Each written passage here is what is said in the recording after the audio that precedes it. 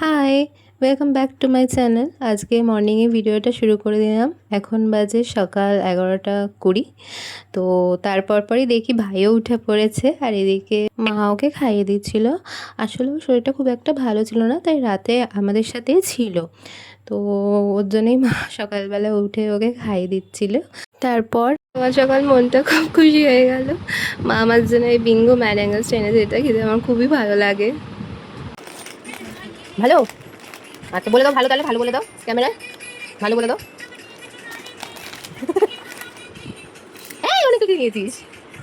রান্নাঘর গিয়ে দেখছিলাম আজকে মা কি রান্না করছিল, কারণ আজকে আমাদের টিউসডে। ও মা কি রান্না করছো আজকে? আজকে তো মঙ্গলবার, আজকে তো আমাদের নিরামিষ, সেই জন্য খিচুড়ি বসালাম। আর আলু ভাজবো, পাপড় ভাজা হবে, আর দেখি কি করি, নিরামিষে তো। ব্রেকফাস্টের পরে আমি কিছু না কিছু একটা ফল খাই, তাই মা ফলে আপেল কেটে দিয়েছিল আমার জন্য। তারপরে টিভিতে একটুখানি সিন্ড্রেলা দেখছিলাম, আমার ছোটোবেলার খুব প্রিয়। দেখতে না দেখতে দেখি দাদু আমার জন্য দুটো ডাব নিয়ে এসেছিলো, তো ওটাই কেটে একটা গ্লাসের মধ্যে নিয়ে খাচ্ছিলাম, কারণ ওইভাবে ডাবে নিয়ে তো খাওয়া যায় না। তারপরেই ওটা ফিনিশ করার পর দুপুরের লাঞ্চটা খেয়ে নিলাম, কারণ গরম গরম খিচুড়ি খেতে বেশ ভালোই লাগে।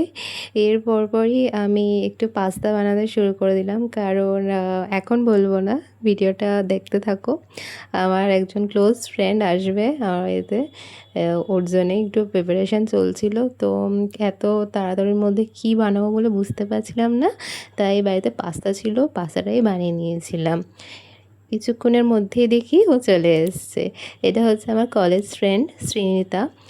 ফ্রেন্ড বলাটা এখন ভুল হবে, ও খুবই ক্লোজ হয়ে এসছে, বেস্ট ফ্রেন্ডই বলতে পারি। কেমন লাগছে? ভালো লেগেছে?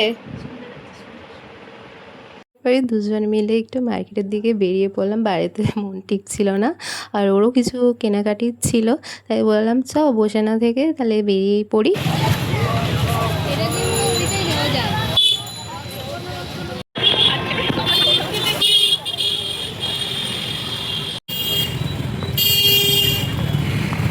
স্টুডিওতে ঢুকে ধীরে সুস্থে কালেকশানগুলো দেখছিলাম।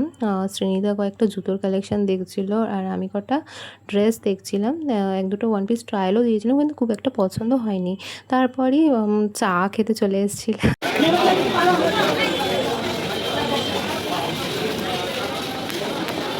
এখন ওর বাড়ি যাওয়ার পালা, তাই ওকে স্টেশনে ছাড়তে চলে এসেছিলাম।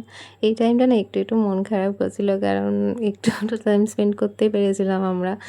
বাট কোনো ব্যাপার না, আবার দেখা হবে। ব্যাস ও ট্রেনে উঠে গেল, আর আমিও বাড়ি চলে এলাম। আজকের জন্য এইটুকুই, টাটা।